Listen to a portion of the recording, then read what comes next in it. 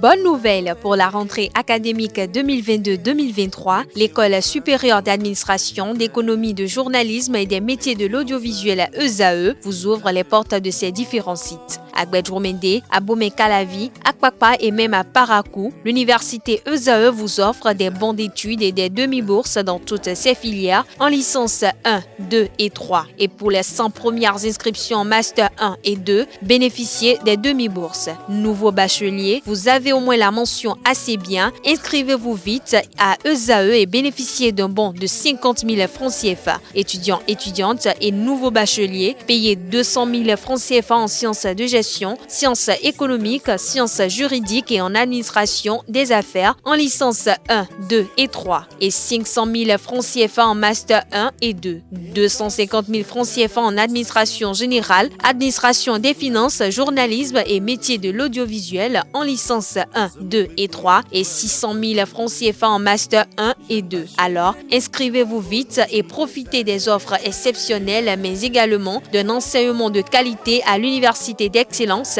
ESAE. Infoline 90 93 65 21 ou le 98 98 14 00. ESAE, l'excellence a un nom. L'invité matinal de ce matin sur Free Matin, comme je vous l'annonçais dans le sommaire, je reçois pour vous le professeur David Kofi Aza, qui est prêtre de Fa, président du Conseil national des cultes andouillens du Bénin. Bonjour à vous. Bonjour. Merci une fois encore d'être à nos côtés ce mercredi matin. Ce matin, nous parlons des énergies océaniques. D'entrée de jeu, dites-nous, quelle est la portée spirituelle de l'océan dans la tradition? La portée spirituelle de l'océan dans la tradition, déjà, il faut reconnaître en partant de sa genèse, dit que l'océan est une sous-divinité, malgré sa grandeur. C'est une sous-divinité qui appartient, Qui découle d'où? Oui. Qui découle de Hebioso. De Hebioso. Oui. Quand on prend Hebioso dans son ensemble, nous avons par exemple le mer qui est Naïté, nous avons Adin, nous avons Agbé, à Flekete, nous avons Badé, à Colombay, Sobo, ainsi de suite. Mais c'est le Benjamin qui est Agbé, qu'on appelle Agbé Hundo. Topoyaka Numbi Houton. C'est-à-dire que tout appartient à l'océan. Houya, qui a nos colivres, ça, c'est cette divinité-là, Agbé, qui a engendré par émanation Hou. Hou aussi est une variété de Hebioso, mais c'est une sous-divinité. Et Hou, malheureusement, a connu une grandeur qui dépasse même celle de son géniteur qui est Agbé. C'est pour ça qu'on l'appelle Agbé Top, c'est-à-dire la rivière de Agbé, qui est un Hebioso. Au plan spirituel, il faut dire que toutes les énergies qui vibrent sur la Terre ont leur correspondant dans l'océan. C'est tout ce qu'il y a sur la Terre et il y en a également dans l'océan. En d'autres termes, en d'autres termes, c'est tout comme la Shakti, c'est-à-dire que la force, l'autre face de l'énergie qu'on retrouve de l'autre côté. Donc cette forme de l'énergie qu'on retrouve de l'autre côté, nous en avons au niveau de la Terre, nous en avons au niveau de l'eau, donc de Torosu, nous en avons au niveau des dents également, nous en avons au niveau des Minonans. Toutes ces entités se retrouvent à l'intérieur, mais avec différents noms. Avec différents noms. Voilà. Par exemple, quand on parle de Minona, par exemple, au niveau de l'énergie océanique, on parle de Yalo de Tokbodou. Quand on parle il y a également une autre forme de Minona, qui est celle qui, en quelque sorte, administre, l'administratrice de l'océan. Mamiata? Bon, Mamiata, c'est un nom qui nous est venu de l'Inde. Mais c'est un nom d'origine anglaise. C'est Momi Wata, c'est-à-dire que notre mer qui est dans l'eau. Mais c'est beaucoup plus vénéré par les hindous. Puis après, ça a émigré vers le Ghana. Du Ghana, c'est venu au Togo. Et du Togo, c'est venu au Bénin il y a moins d'un siècle. Donc, c'est un courant d'énergie qui est venu il n'y a pas longtemps. Il y a pas longtemps. Donc, c'est aussi une ramification. Donc, tout ce qui est Minona, c'est l'énergie de fécondité. Maintenant, il faut dire également que Minona travaille avec l'énergie de l'air, l'énergie de ce qui fait remarquer ça au niveau des vagues qu'on retrouve là-bas. On va y revenir. Oui. Donc, le Minona là, c'est ça qui se traduit par Mami. Maintenant, il y a le Dan qui est à côté. C'est deux choses différentes. Mami à part, Dan à part. Mais on parle de Mami Dan. Mais Mami, c'est une entité complètement à part. Et Dan est une entité complètement à part. Mais les deux cohabitent au niveau de l'énergie océanique. Donc, on jumelle les deux en parlant de Mamidan. Mais c'est deux entités différentes. Alors, deux entités différentes. Lorsqu'on parle de Mami, pourquoi Mami? Mami, en fait, comme je l'ai dit, c'est un courant qui a été beaucoup plus développé par les hindous. En l'associant avec le serpent. Parce que la particularité à ce niveau-là, c'est que les hindous, eux, ils venaient le cobra royal. Donc, chez eux, Mami est associée au cobra royal. Mami, qui est la mère, est associée au cobra royal. Mais quand c'est venu ici, est-ce que ça a toujours la même connotation? Je ne suis pas sûr, parce que je ne suis pas un spécialiste de Mamidan. Non. Je ne suis pas un spécialiste de Mamidan. Je ne suis qu'un chercheur dans le domaine de Mamidan. Et j'ai fait l'initiation et tout, mais je n'en suis pas. Je ne suis pas un Danhuno. Il y a les Danhuno qui sont complètement à part et qui, leur région démiurgique, c'est le Togo. Donc, tous les Danhuno qui sont au Bénin doivent allégeance à ceux du Togo parce que c'est du Togo que c'est venu ici. Et c'est un courant très récent. Mais cela ne veut pas dire que on ne faisait pas des rituels de l'énergie océanique avant l'arrivée de ce courant qui nous est parvenu depuis l'Inde. Donc, c'est à peu près cela. Alors, quand on parle de Roumédan, c'est-à-dire le serpent de la mer, Oui. alors, quelle est sa différence avec celui du sol, sur le plan spirituel? Quand on parle de Roumédan, là, c'est également un nom générique qui regroupe beaucoup d'autres serpents. Et il y a plein de Roumédans qui sont hébergés sur la terre ferme. Dans le système Mami, ils en dénombrent beaucoup. Ils parlent de Densou, de Ablor, ainsi de suite. Mais il y a beaucoup de Roumédans que nos parents avaient déjà adoptés. Et leur donne des réceptacles sur la terre et qui consomment de l'huile blanche et des animaux, donc du sang d'animaux. Mais le Roumédan que nous avons, ou les Roumédans que nous avons ici, sont généralement des Renundans. Des Renundans parce que beaucoup de peuplades sont directement rattachées à l'énergie océanique. Parce qu'il faut reconnaître que nous avons des peuplades qui sont des rescapés des Atlantes. Par exemple, les Hola. Les Hola sont des Atlantes. Et après, beaucoup de gens ne connaissent pas je parle du continent Atlantide, qui a été englouti pour laisser place à l'océan Atlantique. Et ceux qui vivaient sur le continent Atlantide, quand ça a été englouti, beaucoup sont venus ici. Et ce sont ceux-là qui ont développé les rites et les pratiques océaniques, parce que c'est leur spécialité. Donc, quand on parle des Huno, par exemple, quand on parle des Hola, et ainsi de suite, tout cela, c'est des descendants des Atlantes.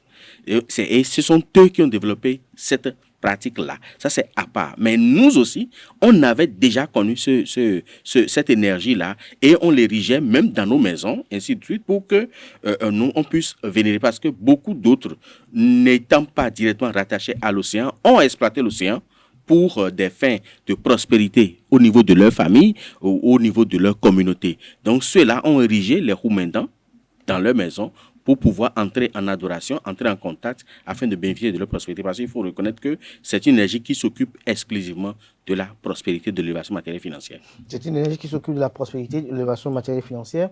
Qu'est-ce qui peut justifier un peu le bouillonnement des vagues, selon vous?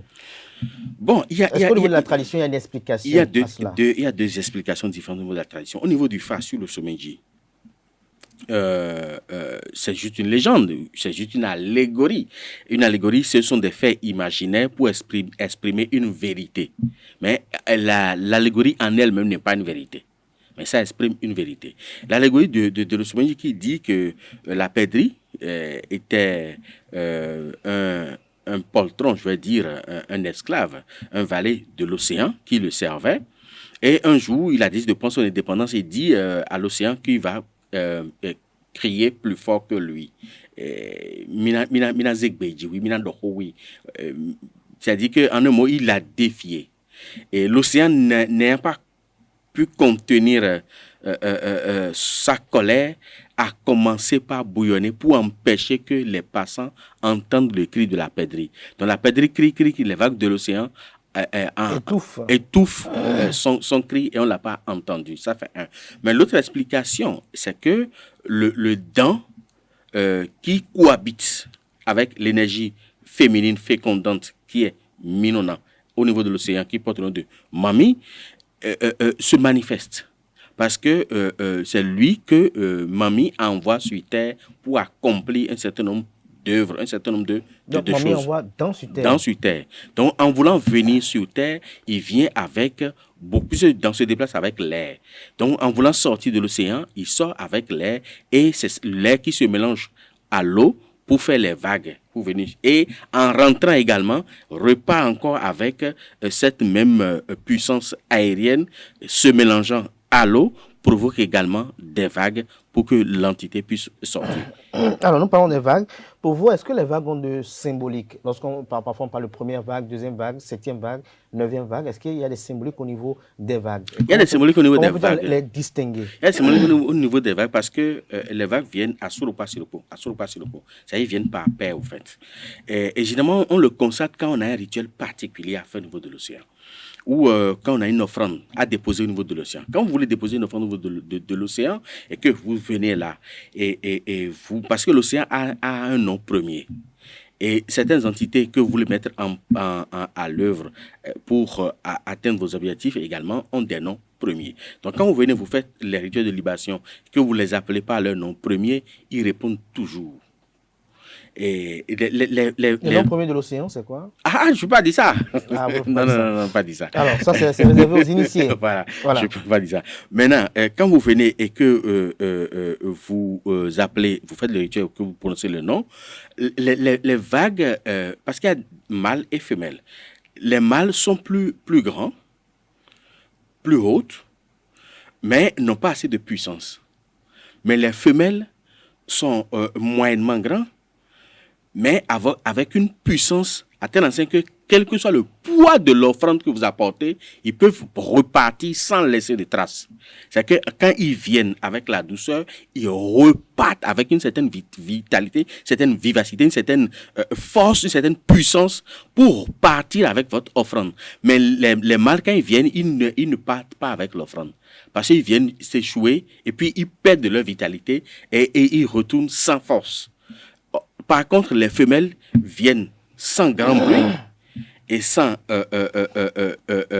grande puissance, mais ils repartent avec une puissance telle que même si vous y plongez une offrande d'une tonne, il va partir avec l'offrande d'une tonne sans laisser de traces. Alors, quel est l'intérêt de faire une offrande à la mer? Il y a plusieurs intérêts, parce qu'à la mer, il faut également reconnaître qu'il y a des défunts. Les défunts, ceux qui meurent par noyade et tout ça là, ils sont à l'intérieur. Donc, l'intérêt de faire des offrandes à la mer, c'est à tous ces niveaux. Déjà, au niveau des défunts. Ces défunts-là, qui sont là et que personne n'entretient réellement, et ils reçoivent ces offrandes. Et une fois ces offrandes-là reçues, ils sont en mesure de se vitaliser et de pouvoir donner suite favorable à vos préoccupations ou aux intentions émises sur l'offrande. Donc, il y a les défunts. Il y a maintenant les entités. Les entités, toutes les entités que nous avons sur Terre ont également leur représentation, comme je l'ai dit tantôt, au niveau de l'océan. Ceux-là aussi reçoivent une partie de l'offrande. Et ils vont contribuer à mettre en œuvre les intentions que vous avez émises. Et ces intentions-là, une fois exaucées, ils espèrent qu'une autre fois, une fois obtenu satisfaction, vous allez revenir encore pour qu'ils puissent toujours continuer par avoir des offrandes. Maintenant, après ça, il y a la reine maintenant de l'océan et sa suite. Je dis bien sa suite parce qu'elle n'est pas seule. La reine et sa suite maintenant viennent prendre le reste. Vous parlez de mamie là? Voilà, bon, quel que soit le nom qu'on lui donne, Oui. voilà, quel que soit le nom qu'on lui donne, que ce soit mamie ou minona ou tout ça, ou yalo des tocs ou tout ça, ceux-là viennent maintenant pour prendre le reste des offrandes et également vont apporter leur bénédiction. Mais pour que tout cela puisse s'accomplir, eux tous mettent à contribution l'énergie aérienne qui est dans pour venir sur Terre, pour apporter la bénédiction, pour apporter l'offrande, pour apporter pour concrétiser les intentions dont les humains ont émises, que les humains ont mis sur l'offrande. Alors, pour vous résumer, avant de progresser, les énergies océaniques se divisent en deux en réalité. En trois. Il y a le Dan qui travaille pour tout le monde. Pour tout le monde. Il y a les défunts qui sont là. Et mamie. Mais il y a les autres divinités aussi. Il y a les Roumains vaudous. Quand on parle de Roumain vaudou, on peut retrouver d'autres formes de dents à l'intérieur. On peut retrouver des toros à l'intérieur. On peut retrouver des sakpata à l'intérieur de l'océan. Oui. On peut retrouver également de hebioso à l'intérieur de l'océan. D'ailleurs, l'océan en lui-même, en entier, est un hebioso qui est roux. qui est un enfant de Agbé. Donc, toutes les entités que nous avons sur cette terre se retrouvent au niveau de l'océan. Et ceux-là font front commun. Les défunts font front commun. Et les Minona, non, les femmes font front commun. Mais les trois groupes-là utilisent eux tous le serpent pour accomplir leur mission. Pour accomplir leur mission. Alors, pourquoi certains disent que les énergies océaniques sont redoutables? Ils sont redoutables. Je vais vous donner un exemple. C'est-à-dire que, si vous voulez, hein, on peut miniaturiser l'océan dans sa chambre. Ça se fait juste dans un petit plat avec des éléments disparates et puis le sable de mer et tout ça. Vous l'avez dans votre chambre. Si un être vivant, un animal passe dessus, il ne fera pas 1 mètre. Il mourra. C'est automatique. Même un rat, il passe dessus, là, il ne fera pas 1 mètre. Un cafard qui passe dessus, il ne fera pas 1 mètre. Il mourra. Ils sont puissants. Mais il faut savoir les manipuler parce qu'ils sont également redoutables. Puisque si vous ne savez pas faire, ils vont vous noyer. Ne pensez pas que vous êtes sur la terre et que vous ne pouvez être noyé. Même sur la terre, là, ils vont vous étrangler. Donc, c'est pour ça que on n'utilise pas toutes les potentialités de l'énergie océanique. L'énergie océanique, la forme qui focalise plus l'attention, c'est la relation de l'énergie avec le serpent, qui focalise l'attention de tout le monde. Mais en dehors de ça, là, à l'intérieur même de l'océan, l'énergie océanique est trop puissante pour être manipulée par n'importe qui. Est-ce que vous êtes trop puissante pour être manipulée par n'importe qui? Vous êtes allusion à quoi concrètement? À sa capacité de destruction. Sur l'adepte lui-même, l'initié? Pas sur l'adepte lui-même, mais il faut observer les tsunamis. Quand vous observez les tsunamis, il y a une puissance à l'intérieur que jusqu'à aujourd'hui on n'arrive pas à contrer. Et c'est comme ça que l'énergie océanique fonctionne. C'est-à-dire que ils ont une capacité de destruction que tout le monde n'arrive pas à maîtriser. C'est-à-dire que si vous accédez à cette connaissance-là, si vous accédez au nom sacré et premier qui permet de déclencher ça, vous pouvez déclencher des tsunamis sur cette terre. Pas forcément des tsunamis qui vont faire tomber des maisons, mais vous détenez dans votre main une grande capacité de destruction sur les humains, sur les êtres et sur les choses, au fait. C'est pour ça que c'est redouté. Alors, on constate que beaucoup de religions emploient la rive de l'océan. Il y a des régions, par exemple, qui vont la nuit pour aller peut-être effectuer également des offrandes. On constate que parmi ceux de la tradition, certaines viennent à la rive pour effectuer également des libations. D'autres montent dans des barques pour aller en profondeur, en haute mer, pour aller effectuer des libations. Selon vous, quelle est la symbolique, quelle est la connotation de tous ces procédés-là si évoqués? C'est-à-dire, pour comprendre ça, il faut comprendre la vertu qu'incarne l'énergie océanique et comprendre la vertu qu'incarne l'eau de mer. L'eau de mer. L'eau de mer seule, en elle-même, détient une puissance de purification qui n'a pas d'égal sur cette terre.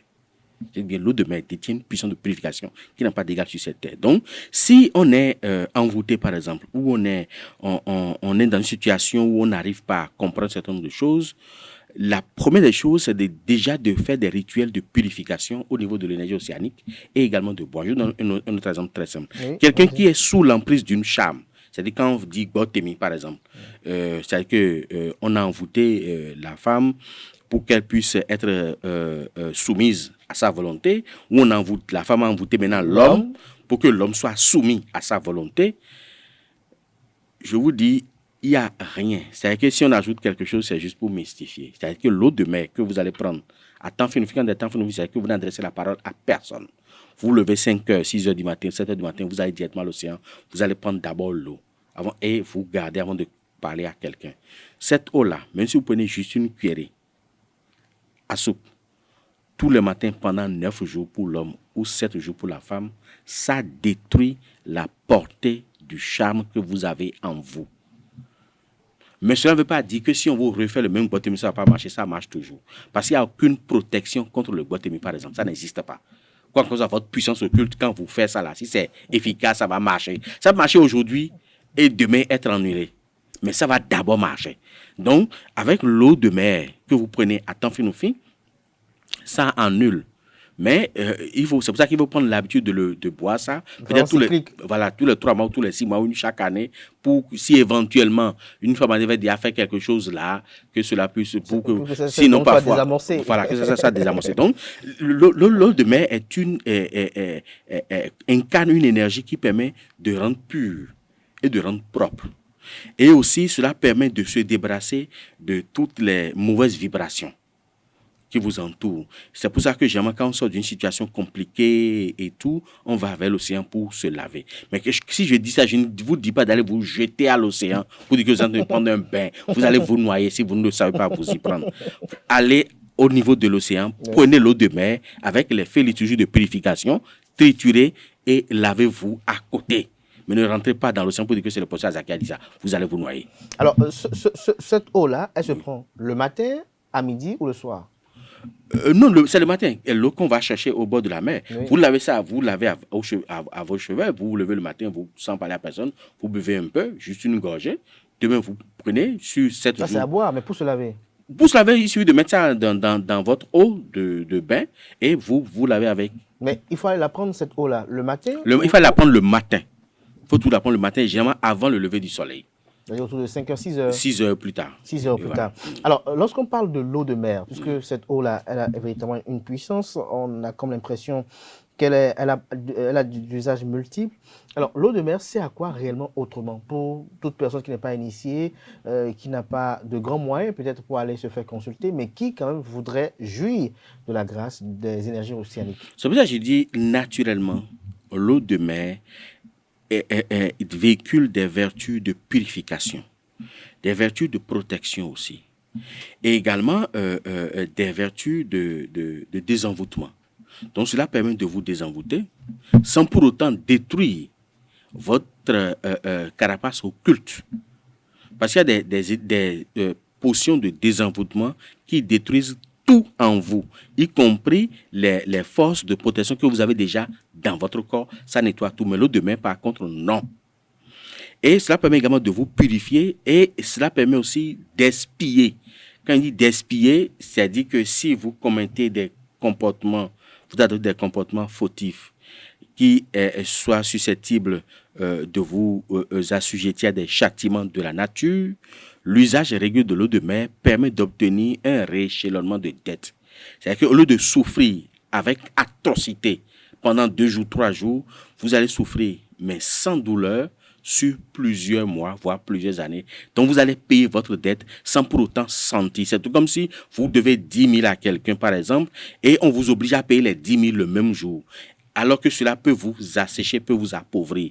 Vous avez la possibilité de payer 5 francs par jour sur plusieurs jours ou plusieurs années, sans pour autant sentir que vous êtes en train de payer une dette. Donc, l'eau de mer permet l'usage. D'abord, la consommation et le bain avec l'eau de mer permet d'obtenir, je dis bien naturellement, un rééchelonnement de dette. Maintenant, si vous ne savez pas, vous allez ou vous venez même chez moi, je sais que je vais vous faire prendre ce bain, mais je vais vous prendre de l'argent. Je vais vous prendre de l'argent.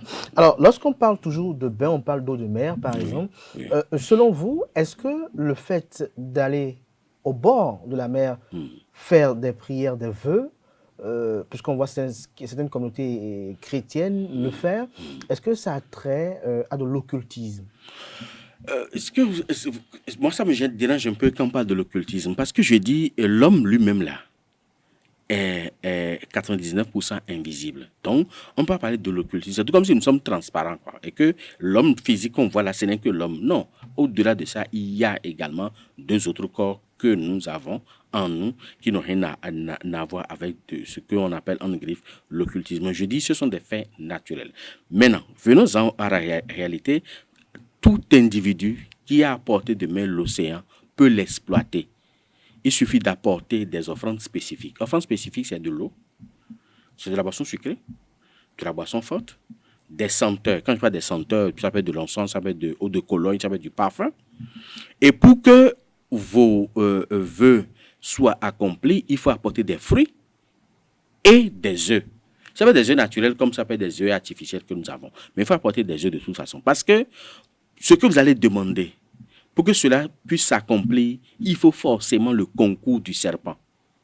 Donc si l'offrande que vous allez faire le serpent n'a pas son compte, vous aurez du mal à obtenir satisfaction. Donc, quoi qu'en soit ce qui vous amène vers l'océan, il faut toujours utiliser les œufs et les fruits pour que le serpent trouve son compte et que les entités marines aussi trouvent leur compte, à savoir les millionnaires, les autres énergies apprivoisées et les défunts qui sont au niveau de l'océan puissent également trouver leur compte. Puissent également trouver leur compte. Alors, qu'en est-il alors des offrandes qui sont effectuées en haute mer? Est-ce que vous en savez quelque chose? Pour ce qui est effectué en haute mer, si vous n'avez pas la maîtrise de l'océan ici, vous êtes obligé d'aller en haute mer. C'est-à-dire que quand vous avez la maîtrise de l'océan, vous allez vers la mer, vous restez sur le sable et vous invoquez avec le nom premier de l'océan. C'est l'océan qui se déplace, qui vient vers vous. C'est l'océan même qui se déplace, qui vient vers vous. Et quand il vient, vous apportez l'offrande. Dans le cas contraire, on est obligé de rentrer dans une pirogue pour aller en haute mer. Généralement, on voit les gens rentrer dans une pirogue avec un bœuf pour aller le tuer en haute mer. Qu'est-ce que cela signifie? Non, pas pour aller le tuer en haute mer. C'est le jeter dans... Soit on le jette, on le noie dans la mer pour l'offrir à l'océan, parce que vous ne pouvez pas tuer ça en haute mer. Ça vous met même en danger si vous commencez pas à l'égorger. Alors pourquoi on le noie alors? On le noie parce que ce n'est pas un rituel nouveau, c'est un rituel que même les rois faisaient ça, les rois de Dahomey, chaque année faisaient ça, envoie un bœuf à l'océan et même à Aziliwogbo, dans la zone de Achirigbe là-bas, on noie le bœuf dans l'eau. Au fait, c'est pour permettre aux énergies qui sont dans l'océan de puiser la force et l'énergie de cet animal-là pour se vitaliser davantage. C'est tout.